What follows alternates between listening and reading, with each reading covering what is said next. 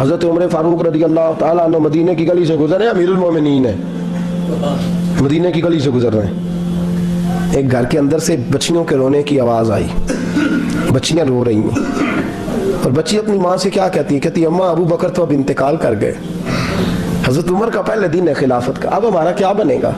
ابو بکر تو وصال کر گئے۔ حضرت عمر فاروق رضی اللہ تعالیٰ عنہ نے رونے کی آواز سنی، دروازے پہ دستک دی، کہا بیٹو کیا بات ہے؟ تو بچیاں کہنے لگی عمر ہمارے ابا جی ہماری 10-15 بکریاں ہیں، تو ہمارے والد صاحب ان کا دودھ دھو کے بیچا کرتے تھے، گزارا ہو جاتا تھا۔ جس دن ابا جی فوت ہوئے تو اس دن سے لے کر ابو بکر صدیق روز عصر کے بعد آیا کرتے تھے، ہماری بکریوں کا دودھ دھو کے دیتے تھے، کچھ ہم پیتی تھی، کچھ بیچ لیتی تھی، گزارا چلتا تھا۔ جس دن ابو بکر صدیق خلیفہ بنے تو ہم نے جا کے کہا ابو بکر اب کون دودھ دھوئے گا؟ تو سیدنا صدیق اکبر رضی اللہ تعالیٰ عنہ نے فرمایا بیٹے پہلے تو میں مرضی سے خدمت کرتا تھا، اب تو مصطفیٰ کی امت کی نوکری میری ڈیوٹی بن گئی ہے، تو میں آؤں گا۔ بچیاں رو رہی ہیں، حضرت عمر کو بتاتی ہیں، کہتی ہیں ابو بکر چلے گئے ہیں تو ہم پریشان ہیں، یتیم ہیں، لاوارث ہیں، بھائی کوئی نہیں، کون آئے گا، کون دیکھ بھال کرے گا؟ حضرت عمر فاروق گھٹنوں کے بل زمین پہ بیٹھ گئے، ان چھوٹی چھوٹی بچیوں کو سینے سے لگایا، فرمانے لگے میں ابو بکر کا کیا کروں، میرے لیے رستے بڑے مشکل کر گیا ہے، میں اس کے کس بادشاہ وقت ہو کے وہ غریبوں کے گھروں میں آ کے ان کی بکریوں کا دودھ بھی دھوتا تھا، امیر المومنین ہو کے یہ رنگ بھی تھا۔ فرمایا بیٹیوں فکر نہ کرنا، جب تک عمر زندہ رہے گا، عمر آتا رہے گا، یہ نوکری کرتا رہے گا۔ کچھ دن بیتے تو حضرت عمر فاروق کو یاد آیا اوہو مدینے میں ایک بوڑھی اماں بھی رہتی ہے جس کا کوئی گھر کا کام کرنے والا نہیں، اور جس بی بی کا کوئی بال بچہ نہیں، اور آنکھوں سے بھی وہ نابینی ہے۔ حضرت ابو بکر صدیق رات کے سناٹے میں جایا کرتے تھے، اس کے گھر میں جھاڑو دیتے تھے، یہ بادشاہ ہے، اس کی فقیری کا رنگ دیکھو، اس کو کنویں سے پانی بھر کے لا کے دیتے تھے۔ اور یہ لفظ آپ سنیں گے تو حیران ہو جائیں گے، اس بوڑھی اماں کے لیے نا ایک کونے میں گھر میں دور بار شیر میں ایک جگہ کھود دی تھی جہاں وہ بی بی پخانہ اور پیشاب کرتی تھی۔ امیر المومنین حضرت ابو بکر صدیق رات کو جاتے تھے اور اس کا وہ پخانہ وہاں سے اٹھا کے باہر پھینک کے آیا کرتے تھے۔ اس عورت نے پیغام بھیجا کہ عمر سے کہو میری بھی ڈیوٹیاں تو نہیں سر انجام دینی ہیں۔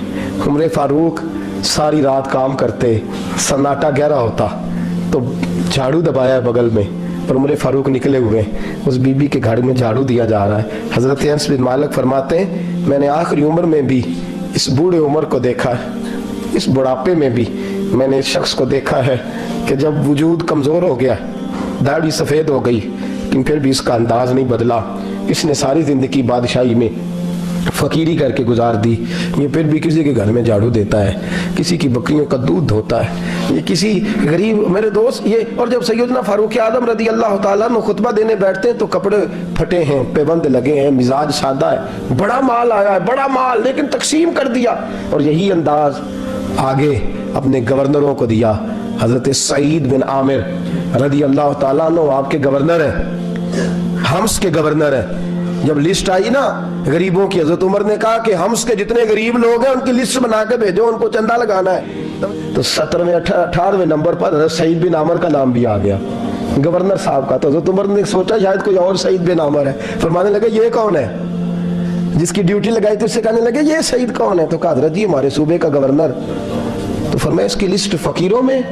فرمانے لگے پتہ نہیں آپ نے کیا رنگ بھر کے بھیجا ہے، مہینہ مہینہ یہ شخص درختوں کے پتے کھا کے گزارا کر دیتا ہے۔ یہ میں فرشتوں کی کہانیاں نہیں سنا رہا آپ کو، میں آپ کو جنات کی یا عالم بالا کی باتیں نہیں، اس دھرتی پہ بسنے والے، اس دھرتی پہ وقت گزارنے والے میرے رسول پاک کے تیار کردہ ہیرو کی باتیں عرض کر رہا ہوں۔ حضرت عمر گئے ایک دفعہ، کہا مجھے بتاؤ تمہارا گورنر کیسا ہے؟ تو حمص کے لوگ کہنے لگے ہمیں اپنے گورنر سے 4 شکایتیں۔ کون کون سی؟ تو پہلی بات تو یہ ہے کہ گورنر صاحب کو چاہیے فجر کے وقت آئیں، یہ سورج نکل آتا ہے تو باہر آتے ہیں گھر سے، سورج نکل آتا ہے تو آپ کہہ کے تو دیکھیں کسی معمولی سرکاری ملازم سے بھی، پھر آپ دیکھیے آپ کا کیا بنتا ہے۔ کہا یہ سورج نکلتے وقت آتے ہیں۔ دوسری شکایت یہ ہے کہ دن کو ملتے ہیں رات کو نہیں ملتے۔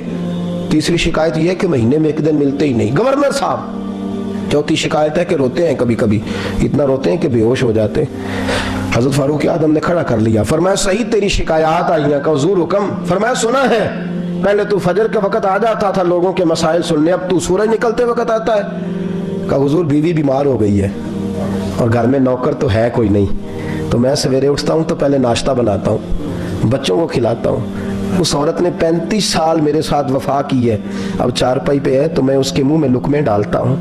کہا اسے کھانا کھلا کے جب وہ دعا دیتی ہے تو پھر نکلتا ہوں۔ تو کہا سنا ہے تو ہفتے میں ایک دن ملتا ہی نہیں، مہینے میں۔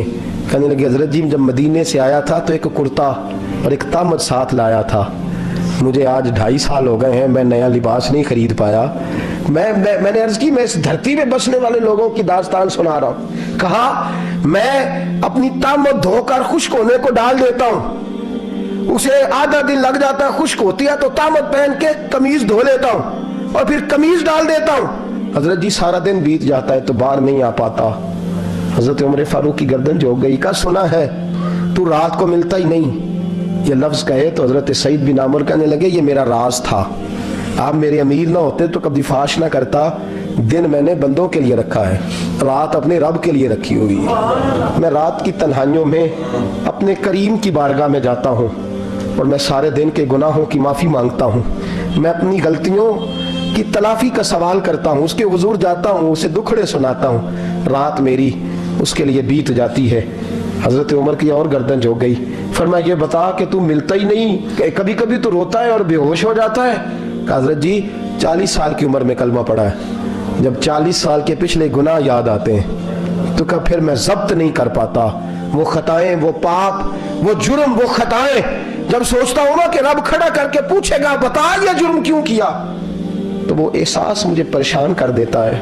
حضرت جی میں پھر برداشت نہیں کر پاتا، پھر میں تڑپ اٹھتا ہوں، میری یہ کوتاہیاں ہیں، بتائیے کیا کہتے ہیں۔ حضرت فاروق اعظم نے گردن اٹھائی تو آنکھوں میں آنسو تھے، کہنے لگے یا اللہ مجھے اس جیسے کچھ اور گورنر بھی عطا فرما، یا اللہ اس جیسے کچھ اور گورنر بھی۔ عزیزو اپنا حال کیا ہے؟ ملک شام جب فتح ہوا تو حضرت سعد بن ابی وقاص رضی اللہ تعالیٰ عنہ کہتے ہیں کہ کچھ لوگ مجھے کہنے لگے کہ ہم آپ سے معاملات طے نہیں کریں گے، ہم جزیہ دیں گے، ٹیکس دیں گے، اسلامی حکومت کے زیر اثر آئیں گے، لیکن آپ سے معاملات طے نہیں کریں گے، اپنے امیر کو بلائیے۔ تو حضرت سیدنا سعد بن ابی وقاص کہتے ہیں میں نے خط لکھا، فرماتے خط لکھا حضرت عمر کو، میں نے کہا جناب آئیے۔ جواب میں حضرت عمر نے خط میں جواب لکھا کہ فلان دن فلان تاریخ فلان وقت میں ملک شام پہنچ جاؤں گا۔ حضرت سیدنا عمر چلے گھر سے، ایک غلام، ایک گھوڑا، ایک نیزہ۔ حضرت فاروق اعظم نے کچھ کھجوریں، خشک کھجوریں، کچھ سرکہ باندھ کے رکھ لیا رستے میں کھانے کو۔ یہ بادشاہی میں فقیری ہو رہی ہے، لاکھوں مربع میل کا حکمران ہے، کروڑوں اربوں روپے پاس پڑے ہوئے، وہ ساری چیزیں رکھ لیں اور سیدنا عمر فاروق رضی اللہ تعالیٰ عنہ چلنے لگے۔ اب غلام سے کہنے لگے بھئی میرا گھوڑا ذرا ماڑا ہے، کمزور ہے، طے کر لیں اتنے میل تو گھوڑے پہ بیٹھے گا، میں پیدل چلوں گا، پھر اتنے میل میں گھوڑے پہ بیٹھوں گا، تو پیدل چلے گا۔ ملک شام پہنچنے کا وقت آ گیا، جب وقت آیا تو پیدل چلنے کی سواری حضرت عمر کی تھی، ان کی باری تھی پیدل چلنے کی، اور سواری پر سوار ہونے کی باری غلام کی تھی۔ توجہ، یہ لوگ رشتے کرتے ہیں نا تو کرائے کی کار لے کے چلے جاتے ہیں، بعد میں وہ پوچھتے ہیں کہ تجھے تے کار تے آئے سو۔ ہم اپنے آپ کو بنانے کے لیے جھوٹی انعام بھی خریدنی پڑے تو خریدنے سے ہم پرہیز، ہم جو بتاتے وہ ہم ہوتے نہیں، اور جو ہم ہوتے ہیں وہ ہم بتاتے۔ حضرت سیدنا عمر فاروق رضی اللہ تعالیٰ عنہ سواری پہ غلام ہے، خود پیدل ہے، اور حال کیا ہے؟ بارش ہوئی تھی تو کچھ پانی کھڑا تھا، چھوٹے چھوٹے جوہڑوں میں چھوٹے چھوٹے تالاب بنے ہوئے تھے، پانی کھڑا تھا۔ تو حضرت عمر فاروق رضی اللہ تعالیٰ چمڑے کے جوتے پہنے، وہ جوتے دونوں اتار کے تو بغل میں دبا لیے۔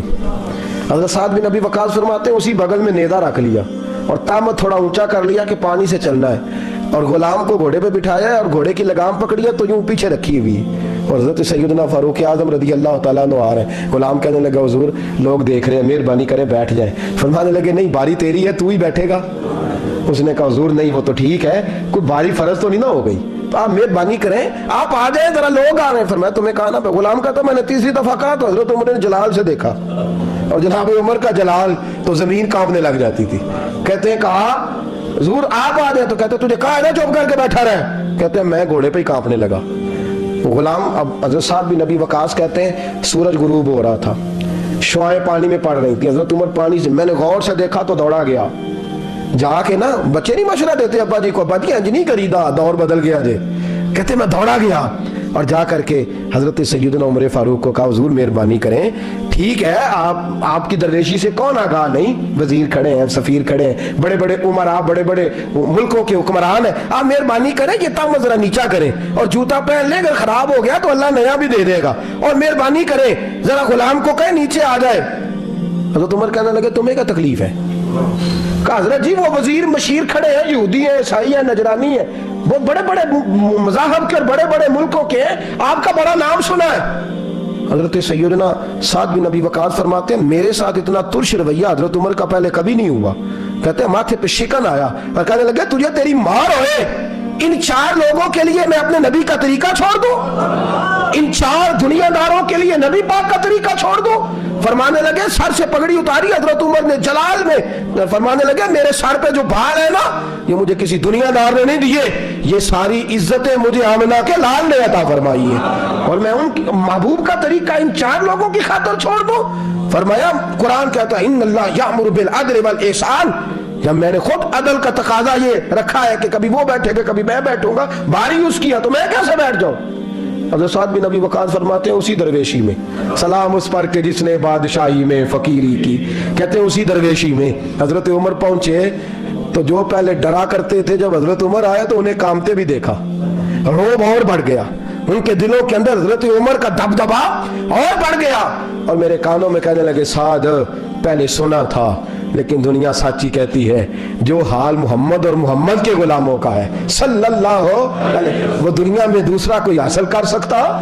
آج ہمارے پروٹوکول، ہمارے دبدبے، ہماری انا پرستیاں، ہمارے دعوے، ہمارے طریقے، میرے عزیزوں لوگ ہمیں آ کے مثال دیتے ہیں، کہتے ہیں یورپ کی فلاں گلی میں یہ ہوتا ہے، میں نے کہا وہ گرد راہ کو نہیں پہنچ سکتے، یہ ساری چیزوں تو میرے مصطفیٰ کے غلاموں سے حاصل کیا لوگ، ہم نے چھوڑ دی، غیروں نے اپنا لی، خدا را اپنی زندگی میں تبدیلی لائیں، درویشی، سادگی، بے تکلفی، یہ زندگی حسین ہوتی ہے، یہ زندگی سکون والی ہوتی ہے، یہ زندگی اچھی ہوتی ہے، یہ فرحت اور تازگی والی ہوتی ہے، اپنے آپ کو ان تکلیفوں اور آلائشوں میں مبتلا نہ کریں، اگر اللہ مال دے، عزت دے، دولت دے، اللہ تعالیٰ نفاست عطا کرے تو پھر اپنے آپ کو سادہ کریں، آزاد کریں، کھلی ہوئی کتاب بنا کے اپنے آپ کو رکھیں۔ مجھے ایک بچہ کہنے لگا حضرت جی جب بھی آتے ہیں آپ کہیں بیٹھے مل جاتے ہیں، ہم کسی کو لا کے کہتے ہیں جناب حضرت جی بڑے مصروف ہیں اور آپ یہاں آگ تاپ رہے ہیں جلا کے، مہربانی فرمائیں۔ میں نے کہا یار 2-4 دن تو بن سور کے بیٹھنا بندے کے لیے آسان ہوتا ہے، سارا دن ملمہ سازی کر کے رکھنا اتنا آسان کام ہے؟ تو ویسے بھی بندہ جو ہو وہ نظر آئے تو اس کے لیے زیادہ بہتر ہوتا ہے، جو ہو وہ دکھائی دے وہ زندگی آسان ہو جاتی ہے، بہتر ہو جاتی ہے، اور ویسے بھی جو کھلی ہوئی کتاب ہوتی ہے اس میں لوگ مشکوک نہیں ہوتے، جو بندی ہوئی ہوتی ہے نا اس میں لوگوں کو خبر نہیں ہوتی کہ نہ جانے یہ کیا معاملہ ہے۔ میرے عزیزوں اپنے آپ کو بے تکلف بنائیں، بے تکلف سے مراد یہ نہیں کہ جیسے بے تکلفی ہم نے ایک غلط چیز کا نام بے تکلفی رکھ دیا ہے کہ جو آدمی بات پہ ٹھٹھا کرے، بات میں مذاق کرے وہ بے تکلف ہوتا ہے، یہ تو بے تکلفی اسلام اس کو پسند ہی نہیں۔ بے تکلفی سے مراد یہ ہے کہ جھوٹی انا نہیں بنائیں، جھوٹے معاملات اپنے گرد نہیں اوڑیں، اپنی اگر اللہ آپ کو بہت زیادہ مال و دولت دیتا ہے تو جتنا وہ مولا رومی کہتے ہیں جتنا ٹہنی پہ پھل زیادہ لگتا ہے نا اتنی وہ ٹہنی جھک جاتی ہے، جو اکڑی ہوتی ہے سمجھو وہ خالی ہوتی ہے۔ اگر آپ پھلدار ہیں تو پھر آپ کو جھکے، پھر آپ کو با اخلاق ہونا چاہیے، با مروت ہونا چاہیے، پیار والا ہونا چاہیے۔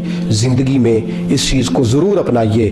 بڑے لوگ وہی ہوتے ہیں جن کا کردار بڑا ہوتا ہے، بڑے وہی ہوتے ہیں جن کی بات بڑی ہوتی ہے، کوئی باتوں سے اور پروٹوکول سے کبھی بڑا نہیں ہوتا، ہمیشہ مدحت خیر الانام میں گزر